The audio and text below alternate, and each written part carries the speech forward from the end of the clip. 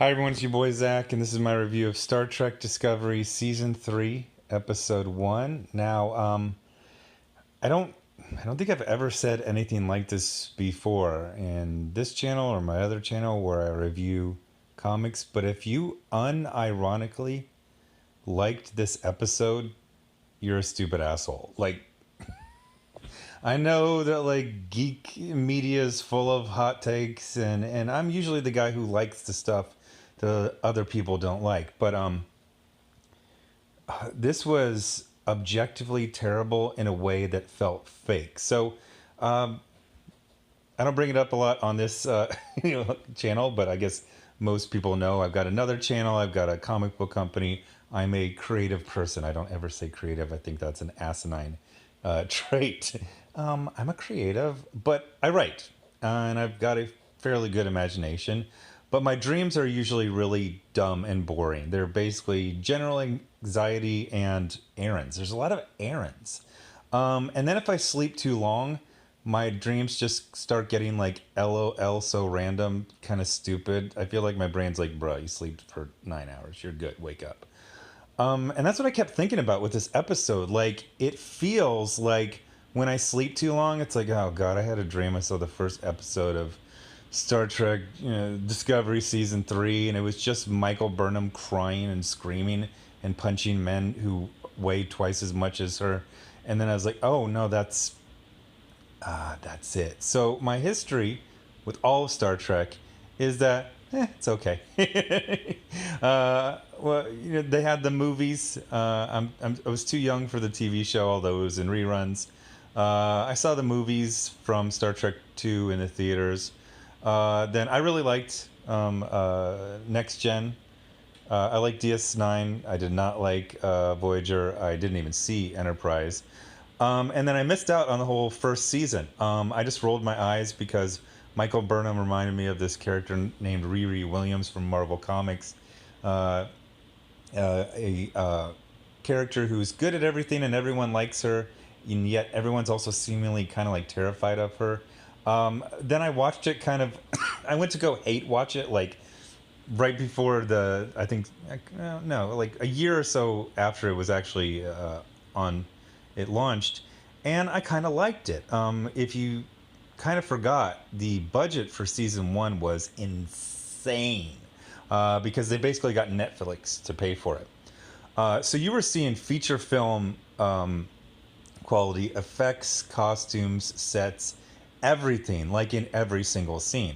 And it actually had kind of an okay story. Now, it wasn't Star Trek, it was a very, very dark take on Star Trek, but then they were talking about an alternate universe with a darker version, and it kind of worked in that regard. I actually thought season one, while having some really weird stuff, and was solid.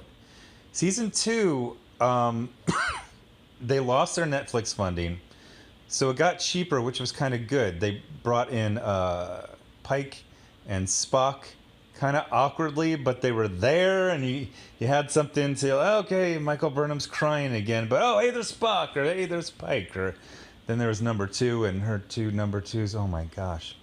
But they're making a show of that. I'm looking forward to that. But anyway, by the end, it was insane. If I remember correctly, it's been like a year or so. The last two episodes is like 8 separate crying scenes with Michael Burnham saying goodbye to everyone. And she has, I am not making this up, an Iron Man suit that has infinite power, infinite storage for data, because that was a major plot point.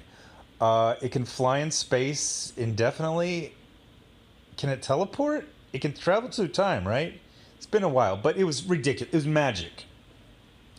And then everything in the whole universe revolves around Michael Burnham, who is, boom, look at the screen, read the description, labile.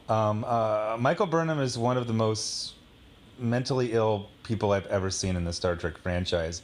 One of the most mentally ill people in all of sci-fi. That isn't like, a straight up, like lunatic killing people and eating people. Her entire existence is emotional upheaval. So okay, I guess I should start describing the plot. They went 930 years into the future. The Federation ended about 120 years before she got there. So okay, I'm doing some math. Let's just say okay. So they went. She went 930 years into the future, but 800 years after she left. Okay, she got there, and the Federation just collapsed like 120 years before she got there. All the dilithium in every reactor exploded, I guess, at the same time or near to at the same time, which destroyed the Federation, their stations, basically space travel, warp travel. So everyone's just kind of stuck in their sector. That's actually fine. As a sci-fi storyline, that's fine. Now, explaining why they didn't detect that all the dilithium would explode, and did it all explode at the same moment within a couple days of each other? I mean, unless it all, and with subspace, communication, I need to hear that everything exploded within like 15 minutes. Or at least someone's like, hey, this ship just exploded. It was a reactor, and some you can jettison the core, all the separate the saucer, stuff like that. But the idea, all the dilithium exploded. It ended the Federation. It ended space travel. It was not detected by anyone. It's workable. A couple of lines of exposition, you can get around that. So Michael Burnham she's in her super suit that can do anything except for survive a glancing contact with another ship, to which she crashes on a nearby planet, as does the guy who she collided with. And then, now it's kind of a dramatic scene. It's her flying in space. Her suit is failing. She's crashing. And she's screaming a lot. She's very emotional. And then she gets down. And I swear that the script said something vague like, after Michael Burnham, gets out of the suit. And this is the scene you see in the thumbnail. It said, Michael Burnham explodes with emotion. And then they got out on the location, and they were just about to shoot the scene, and someone brought up, they go, hey, which emotion, So the director said, oh, that's a good point. And he told the actress, let's just run through 3 or 4 different emotions. And then when we get back, to base camp, and we'll talk, we'll use the take that fits the story best. And then they put in every single take. So she screams like you see in this thumbnail. The first one is kind of, I don't remember what order. One of them is like the joy of being alive, of almost dying and surviving. And having been in combat and in 2 different wars, I know that feeling really well. It's a really good feeling. Still alive, motherfucker. That's a great feeling. But then she does a couple like basic technical things with the suit, and then she cries in like anguish. And then she does a couple other technical things, and then she cries in rage.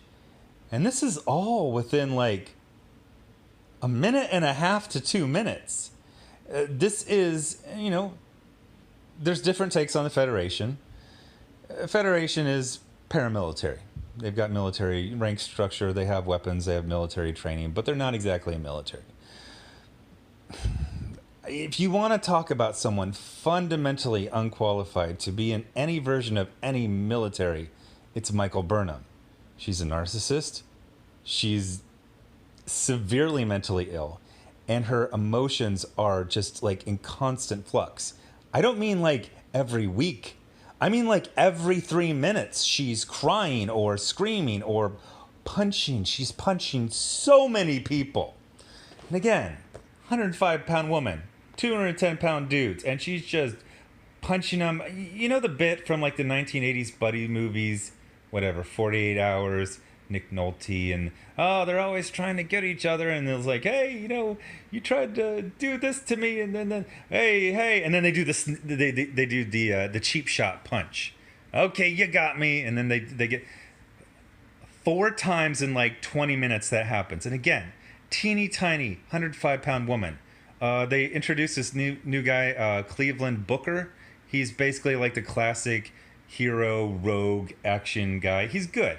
At the end of this, they showed a preview for the rest of the season, and it looks okay. Reforming the Federation is fine. But this whole first episode is Awful, awful. And then we go to the space station, and you can really, really see where the budget was dialed down. This is usually like they keep kind of like blurring and like moving the camera so you don't focus on how cheap it looks. I mean, you had Picard just what, a year ago, less, and those sets were amazing. This is like trash. It looks like something from Vagrant Queen. And she's punching every guy she sees, and she's talking about Federation. Oh, the Federation's done. It was about hope. And then a guy double crosses her, and then she's like, I'm gonna hurt that guy. I'm out for revenge. You're like, what the hell? Then at one point she's captured and she's sprayed with some gas that you can tell it's supposed to take a normal person who doesn't want to talk and make him real chatty. The problem is Michael Burnham is already mentally ill. She never stops talking. She's crying every 3 minutes. So when you give this gas to her, it just makes her a more giggly version of her already mentally ill self. And again, I've got to say this. I've got to apologize to Nerdrotic and Mecharandom 42, because I remember when I first started watching the season 1, the first episodes, I was like, y'all never gave it a chance. I'm sure they did. And they were hurt, just like me.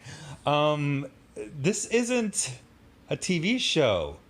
This is the entry level for a support group, the victims of Michael Burnham. So then, in the classic, buddy cop, they have this kind of meet cute. They escape, which is weird because they kind of coordinate it like, oh, we had this plan, but literally she's just been punching him in the face every 5 minutes.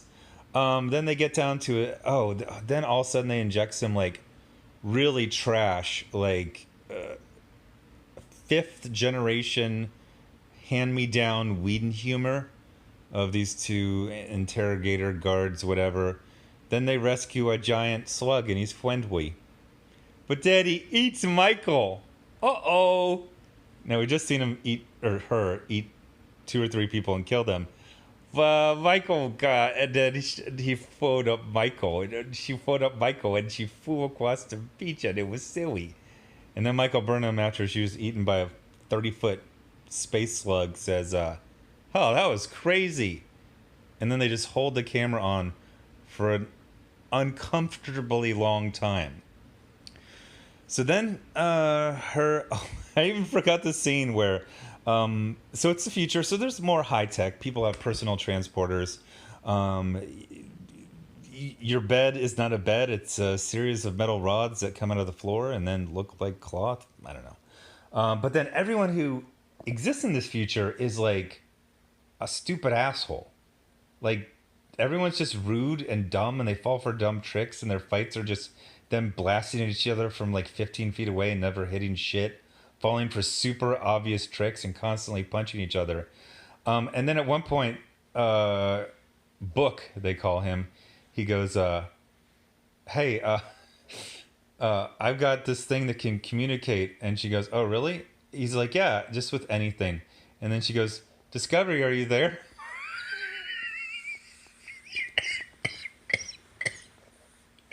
Oh, he had this thing in his pocket that transmits to every ship in existence. And then she starts crying, like, immediately. Like, she says, hi, Discovery, it's Michael, are you there? Starts crying.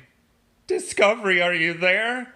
Now, again, I've got to do another round of apologies to Mecharandom 42 and Nerdrotic, because I used to always say, hey, there's a lot of bad writing, there's a lot of bad stuff, but the actress who portrays Michael Burnham, she's a pretty good actress. Because in my mind, I was said acting is accurately, convincingly portraying a feeling. But she can only portray one feeling, just being emotionally labile, on having a nervous breakdown. Like everything. Like, I want to see her like do the laundry. It'll be dramatic as fuck. So the thing in his pocket that communicates with everything in existence, well, within their sector, she's like, they're gone. And then we meet, this doesn't sound real. It doesn't sound real. So at the end, we meet this guy who's in his 60s, and he sits in this room that's empty but clean. And he's a member of the Federation. And he's waited for 40 years. every single day waiting for someone from the Federation to show up. And that's it. That's his whole job. He just sits in this room waiting. And then he gives this really emotional speech where he also gets watery eyes, almost cries. And he says his father and his grandfather, they both sat in this room for their whole lives waiting for someone to show up. It's stupid. I'm actually making it sound better than it was. When you watch it, like, you're just like, it just makes you angry and just hate the people making this. So she basically says, I'm looking for the Discovery. He's like, oh, okay. He doesn't say like what or who or prove who you are. And then she reveals she's a time traveler. And then everyone's just kind of like, oh, okay.